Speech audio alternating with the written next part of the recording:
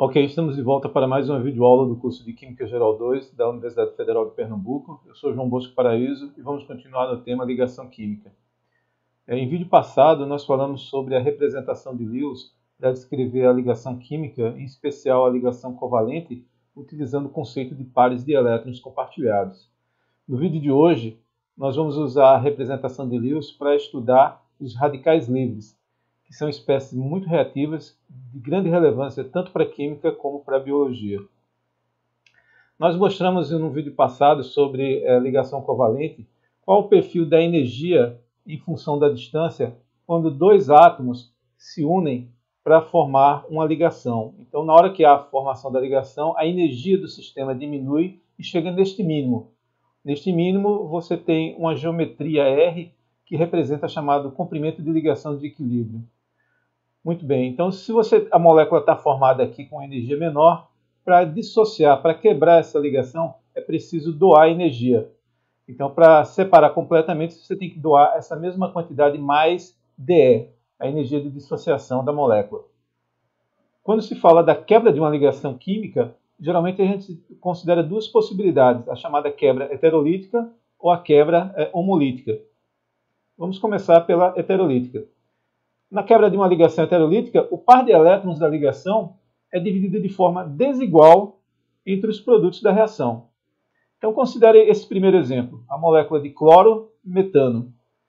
A ligação carbono-cloro, quando ocorre a quebra heterolítica, o elétron vai para o cloro, gerando o íon cloreto, e fica essa espécie CH3+, que é um chamado carbocátion.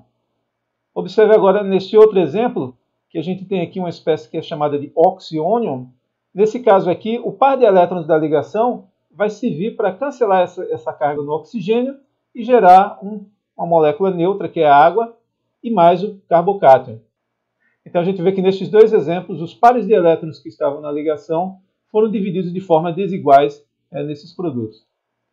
Um outro exemplo de quebra de ligação heterolítica está neste complexo de coordenação, que quando ele quebra a ligação, vai levar à formação de BF3 e NH3. Observe nessa figura aqui, em que a gente apresenta o chamado mapa de potencial eletrostático dessa molécula. O mapa de potencial eletrostático é uma figura gerada quando você coloca uma carga de prova positiva próximo à distribuição de cargas de uma molécula e você calcula o potencial elétrico em cada ponto ao longo dessa visita em torno da molécula. Então você vê que em torno desse lado da molécula do BF3, então essa parte aqui representa o BF3, existe uma certa concentração de elétrons, que é representado pela cor vermelha.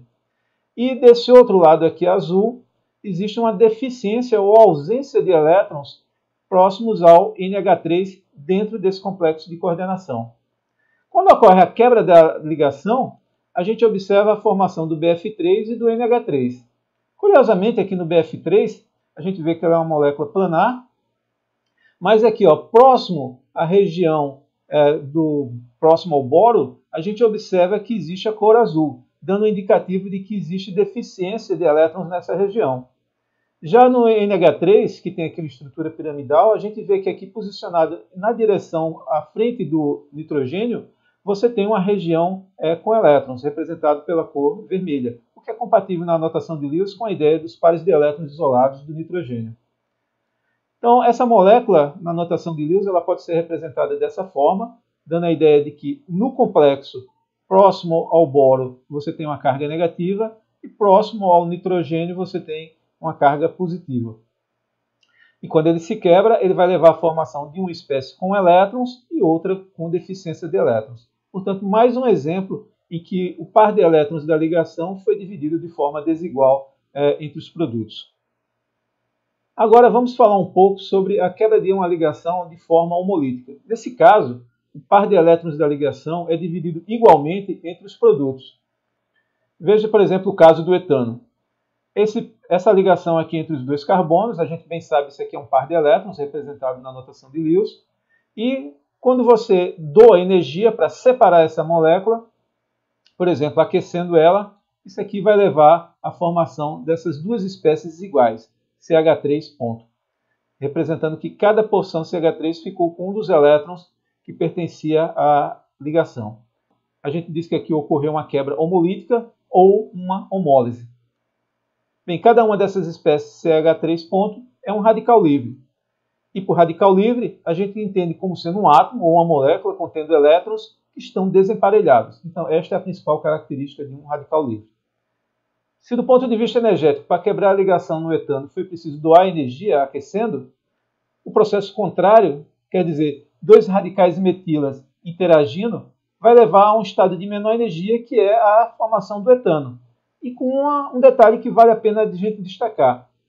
Muitas vezes em moléculas, quando elas colidem para formar uma ligação química, algumas ligações quebram numa molécula, outras ligações quebram na outra molécula, e o conjunto vai a um estado de energia mais alto antes de ir para um estado de menor energia. No caso de reações radicalares, uma das características é que a altura dessa barreira de energia, que em outros casos poderia ser maior, aqui é muito baixo ou essencialmente inexistente. Então, facilmente duas espécies radicalares interagem para levar à formação do produto. Portanto, a gente tem aqui uma das características de um radical livre, é a sua grande reatividade.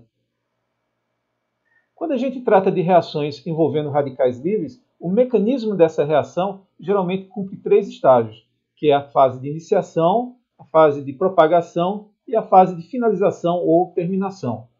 Vamos discutir agora um exemplo para discutir cada uma dessas etapas. Neste exemplo, HBr, que é o ácido bromídrico, vai reagir com um buteno na presença de um peróxido. Se isso aqui fosse hidrogênio, isso aqui seria água oxigenada, mas aqui são 3 CH3 em torno desse carbono, então isso é o chamado terbutilperóxido, que diante do aquecimento leva à formação dessa espécie aqui, um bromo-butano. Então vamos investigar o que deve acontecer em cada uma das etapas dessa reação. Na fase de iniciação, vamos considerar aqui o peróxido e no lugar de escrever o grupo terbutil, vamos apenas representar por R. E se você aquece ele, você vai ter a quebra homolítica dessa ligação, levando à formação desses 2 radicais RO. Como nós falamos, essa espécie radicalar ela é muito reativa, então ela vai interagir com alguma dessas espécies aqui dos reagentes para tentar conseguir obter elétrons. Essa espécie radicalar pode reagir com o HBr, onde esses elétrons que participam aqui da ligação no HBr poderá levar à formação dessa espécie ROH, portanto um álcool, e a formação dessa espécie aqui, que também tem um elétron desemparelhado, portanto desse bromo radical. O bromo pode reagir com um buteno, e no buteno existe tanto ligações simples como ligação dupla. No caso das ligações duplas, ela é particularmente interessante, porque nessa ligação dupla, um desses traços representa uma ligação sigma e o outro traço representa uma ligação π. E nós sabemos que os elétrons da ligação π são mais fáceis de ser arrancados, de serem removidos.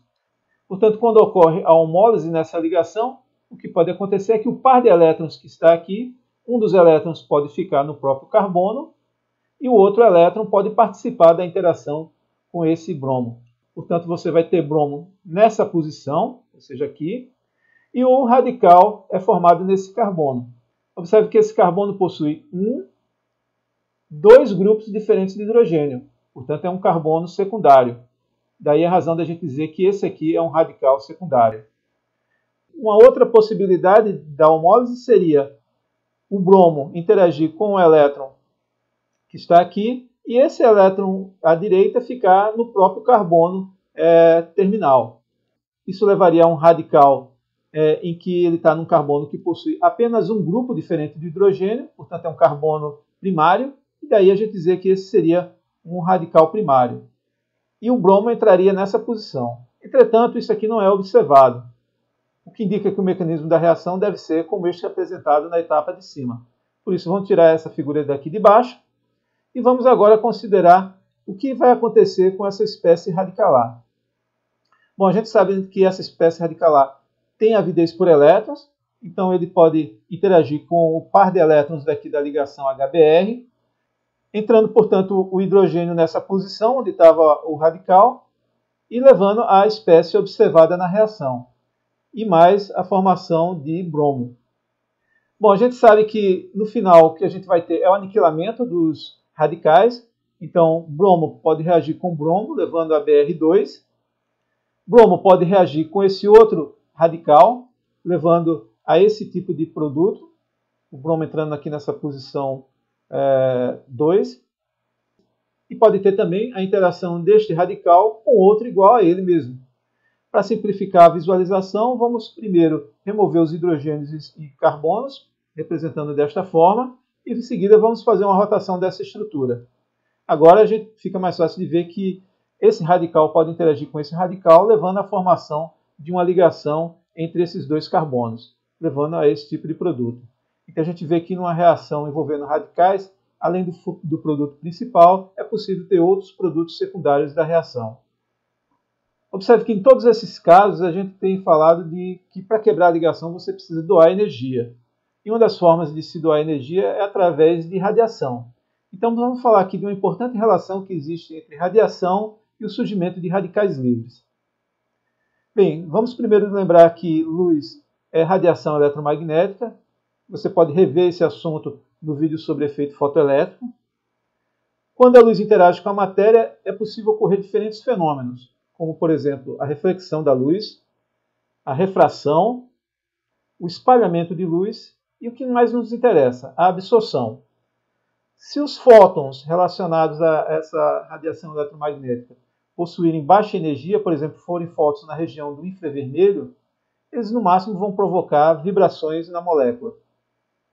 Se for na região de rádio e microondas, vão provocar a rotação molecular. Agora, se os fótons possuírem alta energia, por exemplo, forem no visível perto do azul, ou no ultravioleta, ou ainda raio-x, o que ele vai conseguir é provocar a remoção de elétrons, a ionização do sistema atômico ou molecular. Falamos sobre a radiação. Agora vamos levar em conta a matéria. Suponha que essa matéria seja um tecido biológico. E lembrando que a maior parte dos tecidos possui aproximadamente 70% em massa de água, é importante entender o que acontece quando uma radiação ionizante interage com uma molécula de água. Bom, a energia de ionização da água é 1.216,2 kJ por mol. Isso significa que você gasta 1.216,2 kJ para ionizar 6,02 vezes 10 a 23 moléculas de água. Se você quiser ionizar apenas uma única molécula de água, você vai gastar 2,02 vezes 10 a menos 18 joules.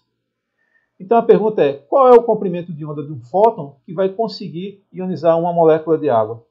Bom, a energia do fóton a gente sabe que é hc sobre lambda. Daqui a gente pode calcular o valor do comprimento de onda.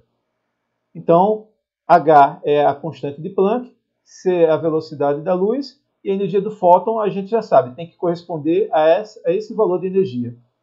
Substituindo os valores na relação, a gente consegue chegar à conclusão que o comprimento de onda deve ser 9,83 vezes 10 a menos 8 metros, ou 98,3 nanômetros. Então esse é o comprimento de onda do fóton que vai ionizar uma molécula de água. E esse fóton ele está na região do ultravioleta, que vai de 10 a 400 nanômetros. Claro que se você tiver um fóton com comprimento de onda ainda menor, quer dizer, com energia ainda maior, por exemplo, abaixo de 10 nanômetros, já entrando na região de raio-x, ou ainda mais alta ainda, certamente essa radiação vai conseguir arrancar um elétron. Então o processo é esse, né? A água, quando recebe radiação com esse comprimento de onda, gera H2O+. A gente sabe que a água ela tem um caráter anfótero. Isso significa que uma molécula de água pode se comportar tanto como ácido como base. Então, se uma molécula de água ataca outra molécula de água, ela leva essa forma protonada, H3O+, e mais esse ânion, o OH-. Porém, quando a molécula de água ionizada, quer dizer, H2O+, reage com uma molécula de água neutra, isso aqui vai levar a H3O+, e essa espécie OH pode ser representada dessa forma, que salta aos olhos a presença desse elétron desemparelhado. Isso também pode ser representado dessa forma, e para enfatizar esse caráter do elétron desemparelhado, muitas vezes isso é representado apenas como OH ponto. Então essas são todas formas de representar o mesmo radical OH. Uma coisa que muita gente confunde e que é importante destacar é que essa espécie OH- ela é absolutamente diferente de OH. OH- é um ânion, enquanto que OH é uma espécie radical. Bom, nós já sabemos que um radical é um átomo ou uma molécula que possui um elétron desemparelhado, mas é importante saber que existem também birradicais. Birradicais são espécies que contêm dois elétrons não compartilhados, que geralmente ocorrem em átomos diferentes. Então veja, por exemplo, nesse sistema aqui, o ciclo pentano. Quando você aquece ele, pode quebrar homoliticamente essa ligação, carbono-carbono, levando à formação de dois radicais dentro dessa mesma espécie. Mas um birradical nem sempre precisa estar como aqui, separado em duas porções em extremidades opostas do sistema. Por exemplo, no átomo de oxigênio, a gente quando olha a configuração eletrônica, ou quando faz a distribuição aqui dos elétrons do ponto de vista de energia, a gente vê nitidamente que existem elétrons desemparelhados. Portanto, na representação de Lewis, fica muito claro perceber que o oxigênio é um birradical. Além do átomo de oxigênio, a molécula de oxigênio também é um birradical. Entretanto, quando a gente olha aqui a representação de Lewis para o oxigênio, a gente não consegue capturar que essa espécie aqui é um birradical. Porém, quando a gente usa a chamada teoria do orbital molecular, e para aqueles que não viram, eu convido também a assistir ao vídeo sobre ligações covalentes, onde este exemplo aqui é apresentado, a gente vê que na molécula de O2, você tem um conjunto de orbitais de menor e maior energia, onde os elétrons são populados, nesses estados de menor para maior energia, e no caso da molécula de O2, vai sobrar aqui em cima dois elétrons desemparelhados, porque está se obedecendo aqui a chamada regra de Hund, explicando, portanto, o caráter birradicalar da molécula de O2. Portanto, a forma com que alguns textos utilizam a representação de Lewis para descrever a molécula de O2 como um birradical é descrevê-la dessa forma, que é chamado sistema de oxigênio. Bem, então até agora a gente sabe que radicais possuem elétrons desemparelhados e eles precisam de alguma outra espécie química que forneça esses elétrons. Por isso a gente diz que radicais são agentes oxidantes, ou seja, eles provocam a oxidação de outra espécie química. A gente sabe também pela teoria do orbital molecular que é mais fácil tirar um elétron de uma ligação π do que de uma ligação sigma. Portanto, insaturações, ou seja, onde tem ligações duplas, são candidatas naturais para o ataque de espécies radicalares. Um sistema biológico onde é particularmente interessante a gente prestar atenção nos efeitos dos radicais livres é na membrana das células. As membranas das células conseguem separar o meio intra do meio extracelular, porque eles são arrumadas nas chamadas bicamadas fosfolipídicas. Nessa representação aqui, cada uma dessas unidades representa um fosfolipídio. Vamos dar um zoom aqui nessa representação para a gente entender por que isso aqui é chamado de domínio hidrofílico e por que essa parte de baixo é chamada de domínio hidrofóbico. Bem, aqui na parte hidrofílica, a gente tem aqui um grupo fosfato e tem aqui grupos ésteres. Portanto, são porções que podem, por exemplo, formar interações com a molécula da água, formar ligações de hidrogênio. Já nessa parte aqui em laranja, a gente tem a chamada cauda hidrofóbica, que são oriundas de ácidos graxos saturados, ou seja, só tem CH2, CH2, CH2 até aqui no final e CH3 no finalzinho, ou oriundas de ácidos graxos insaturados, que possuem CH2, CH2, CH2, mas possuem aqui no meio a insaturação, uma ligação dupla. Portanto, esse é um alvo natural para o ataque de radicais livres. A gente já viu no exemplo há pouco que numa dupla ligação, a homólise dessa dupla ligação favorece a que radicais livres ataquem aqui esses elétrons π, levando à formação aqui de uma espécie radicalar secundária. Acontece que esse radical secundário que vai ser criado aqui vai procurar outras moléculas para obter elétrons e com isso vai modificar aqui essa estrutura. Portanto, o efeito que os radicais livres têm sobre a insaturação aqui desses ácidos graxos é mudar a estrutura dessa parte hidrofóbica. Se essa estrutura hidrofóbica muda a sua geometria, isso significa que a própria bicamada lipídica pode mudar a sua forma e, por isso, comprometer, por exemplo, o fluxo de íons para dentro e para fora da célula, criando um conjunto de problemas para o meio celular. Apesar desses problemas que os radicais livres podem criar em moléculas biológicas, a boa notícia é que existem substâncias que podem interagir com os radicais livres, minimizando seus efeitos deletérios. É exatamente o que fazem os antioxidantes, como, por exemplo, a coenzima Q, a vitamina E que é o tocoferol, a vitamina A e a vitamina C. Uma outra área onde radicais são muito relevantes é na chamada química atmosférica. Nós sabemos que por muitas décadas, gases que eram utilizados em equipamentos de refrigeração, contendo flúor, cloro e carbono, foram lançados na atmosfera sem nenhum cuidado. Esses compostos, como por exemplo o difluoro, dicloro, metano, quando exposto à radiação solar, ele leva à formação dessa espécie de fluoro, cloro, metano, mais um átomo de cloro. Acontece que o cloro pode reagir não só com oxigênio, mas também com a molécula de ozônio, O3, levando a essa espécie ClO e mais O2. Observe que essa espécie ClO ela possui um número ímpar de elétrons, são 8 com 17 e 25, portanto, se você coloca 2 elétrons em cada estado de energia, você vai ter lá no final um único elétron desemparelhado. Portanto, essa espécie é um radical. Acontece que essas espécies que estão aqui presentes nos produtos, ClO e O2, eles podem reagir para formar essa espécie, ClOO-Cl, mais uma molécula de O2. Acontece que essa espécie, quando está submetida à radiação solar, ele pode levar à formação dessa espécie, ClOO-Cl, mais um átomo de cloro.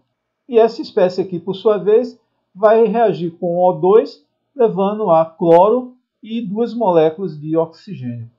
E por fim, esses 2 átomos de cloro podem reagir com a molécula de ozônio, levando à formação novamente do radical ClO e uma molécula de O2.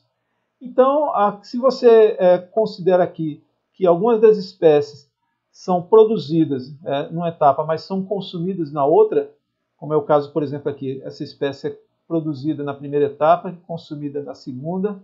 Essa aqui também é produzida aqui e consumida aqui. Se você faz aqui o balanceamento do que fica no final do processo, desse ciclo, você vai ter aqui o cancelamento das moléculas de O2, dessa espécie ClOO-Cl, dessa espécie ClOO e dos átomos de cloro.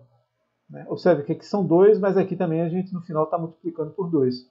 Então, no balanço final, o que você tem como reação global é isso aqui. Você tem, no fim das contas, 2 moléculas de ozônio sendo degradadas em 3 moléculas de O2. Portanto, a geração dessa espécie ela serve como um catalisador desse processo. Quer dizer, ele é consumido, mas no final ele é formado.